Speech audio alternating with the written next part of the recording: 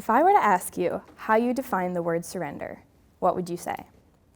Would you think of a soldier on the battlefield waving the white flag? Or maybe a fugitive on the run that finally decides to give up and turn themselves in? Do you connotate this word with the word defeat? Or do you feel feelings of relief when you hear the word surrender? What does it mean to surrender to God? In the article Surrender to God, Additional Coping Style by authors Wong, McDonald, and Gorsuch, these authors explain that surrender is, quote, not a passive waiting for God to take care of everything. Rather, it entails an active choice to relinquish one's will to God's rule. We've all been in situations where things have been out of our control. And in these situations, we have two options. We can either white knuckle any control that we can get, or we can surrender it all to God. Because we've all been in these situations, I want to teach you how to respond when you're in a circumstance where things are out of your control. I believe that to truly live the fruitful lives that God has for us, we must learn to surrender every situation to Him. Surrendering is a lifelong journey and something that I am still working on daily. I've also done a good amount of research on this. So today I'm going to be sharing with you how I learned to surrender, the benefits, and why you should implement surrender in your everyday life. To begin, let me share a story. So this is a picture of my horse Mason and I've had him since 2014. Usually over the winter and spring, we train really hard so that in the summer we can compete in a few shows. But the night before the show in June 2020, there was a really bad thunderstorm. There was trees down all over the road, the power lines went down, so the power was out, and when we got to the barn, everything was just in complete chaos. So I rushed over to go check on Mason, and he was okay. I got him all ready, I got on, and we went out to go do my show in the arena. And then as I was riding him around, I realized that he seemed quicker than usual, like fast. And so I tried to slow him down, but I thought, it's okay, it's nerves, like the adrenaline, this happens, we get excited at shows. Well, then the judge asked us to speed up. So I let him go, and then suddenly I didn't know what was happening anymore. We were going way faster than we should have. Everything was flipping around me, and I didn't know where I was. I tunnel visioned, and then the next thing I knew, I was dragging through the sand, holding onto the reins. So I let go, and I just sat there, spitting out sand, trying to figure out what had just happened. Everything after that happened so fast. The EMT rushed out to check on me, my mom drove me to the ER, and it turns out that I had a severe concussion. This meant that I had to wear sunglasses indoors and outdoors. I had to wear a neck brace because the whiplash was so bad I couldn't hold my head up, and I had to sleep all day, every day, just wishing that these horrible headaches would go away. And then my junior year of high school started. And that was during COVID, so everything was online. And me with a concussion couldn't look at computers, couldn't read, couldn't look at any technology. So my family had to help me with all of my homework. This looked like my mom helping me with my math homework, my grandparents reading me my history textbook, and my 10-year-old sister trying to help me with my Spanish homework. Not ideal. Throughout this time, I was constantly frustrated. I couldn't read, I couldn't think correctly, I couldn't ride or do any of the other things I love to do. I was at my lowest at this point with everything out of my control, and trying to gain control only made things worse. It was in this humbling state that I realized that I can't just make my own destiny or girl boss my way through life. I realized that I have to trust on God, and one song in particular really stood out to me. It's called Even If by Mercy Me, and the lyrics go, I know you're able. I know you can save through the fire with your mighty hand. But even if you don't, my hope is you alone.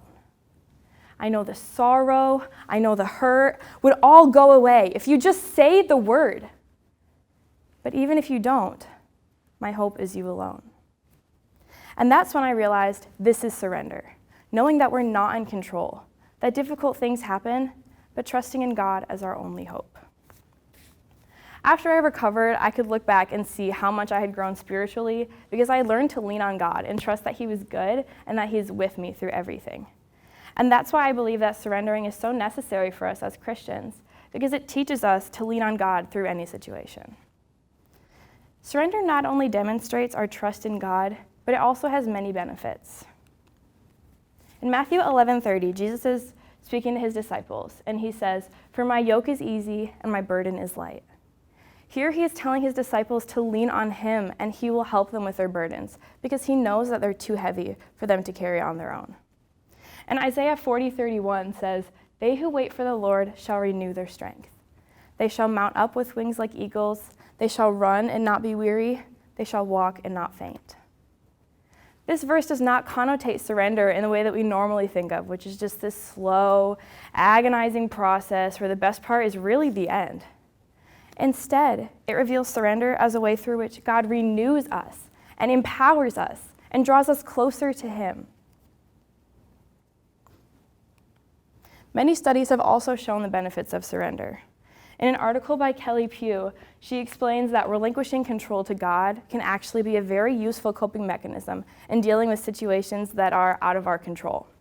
And this can actually improve one's mental and physical health.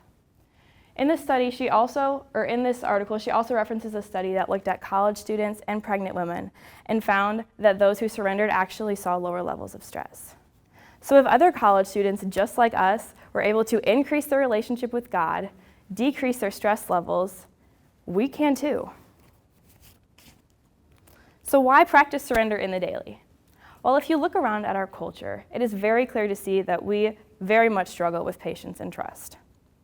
In the book Invitations from God by Adele Alberg Calhoun, she lists a few roadblocks that she believes disrupt our ability to surrender to God. Some of these include not being able to set aside one's plans for what's happening in the moment, being addicted to hurry, trying to fit too many things in too small amount of time, and viewing the present as merely just a gap between the past and the future. So what can we do to remedy this problem? Calhoun also offers some simple practices that she believes can help train us to wait on the Lord better. She says to notice when you become impatient and constantly stay in the moment with God, remembering that he has every single second in his unhurried hands. Also, look at your expectations for the day and consider what will happen if they don't go as planned. Pay attention to how you respond when you're not in control of a situation. And finally, practice a breath prayer, which is where you breathe out all of your anxieties and frustrations, and you breathe in thinking about God's complete adequacy. In his book On Waiting Well, Bradley Bowrain explains that we need to reframe our mindsets about waiting on the Lord. It's not just a period of time that we need to get through. Instead, it's a positive thing. It is a constant, formative, and necessary aspect of becoming like Christ. Therefore, as Christians, we need to live in daily waiting and patience. And we can learn from example of the ultimate act of surrender, which is Jesus Christ. In Matthew 26:39, Jesus is praying in the Garden of Gethsemane before he's about to be crucified. And he says, "My Father, if it be possible, let this cup pass from me. Nevertheless, not as I will, but as you will." Jesus here is so in anguish that he is literally sweating drops of blood. This is Jesus, who was fully God and fully man, creator of the universe and humble servant, and even Jesus surrendered to the Father's will for his life. As Christians, we are called to follow Christ's example, and that includes surrendering and forsaking our desires for God's plans for us, because his plans are better. So what would your life look like if you decided to be intentional about surrendering to God on the daily?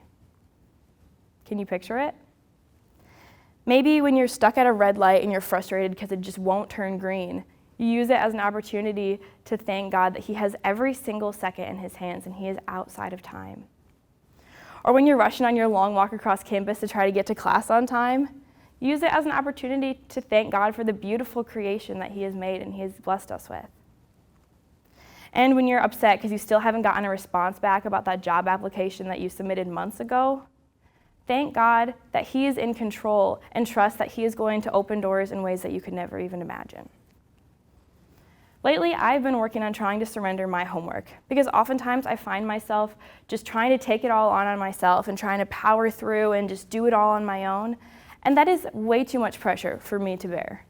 So I've realized that when I pray before doing my homework and when I say, "Thank you, God, that you are with me and that you have given me the ability to learn and that you have brought me to this school," and when I ask him to come alongside of me and work with me on my homework, all of that pressure and that stress that I've put on myself is gone, and I can just trust that he is with me, and I can thank him that he is constantly walking alongside me. So today I've shared with you my experience in learning to surrender, the benefits of surrendering, and why you should implement this in your everyday life. I believe that to truly live the fruitful lives that God has for us, we must surrender to him in every situation. So now I want you to try something with me.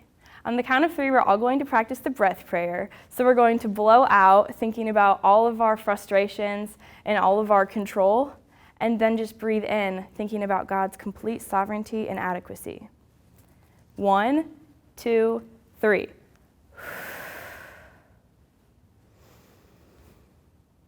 So that wasn't hard. So I want to challenge you to try that at least one more time today when you start to feel like you're in a situation that's out of your control, and see how surrendering to God will help you in every aspect of your life. Thank you.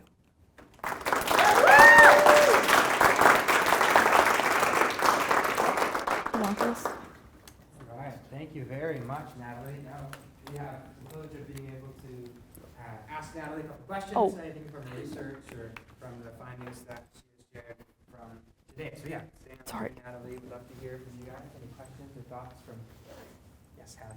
So we had class together. Yes. What was the hardest part about this final presentation? Because I saw your progress through our whole class and all the speeches we had to compile together. What was the hardest part about today, trying to add more time onto it?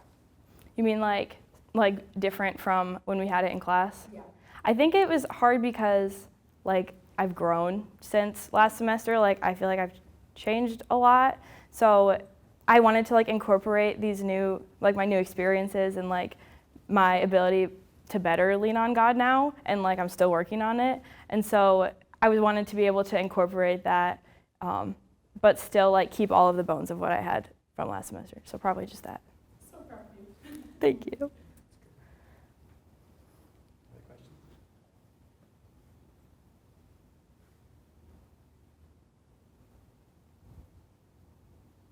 I have a question, maybe somebody's not ready to voice, but if they're thinking about this, how long did this take you?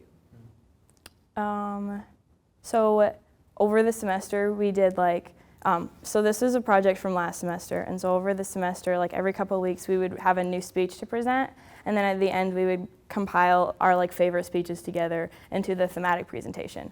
So it was a semester-long process of making this, and then after the semester ended, I revisited it and edited it a little bit and practiced it. So I have no idea, a long time.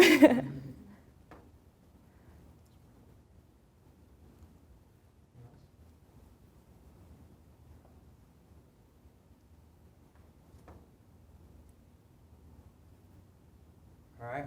Another round of applause for Natalie.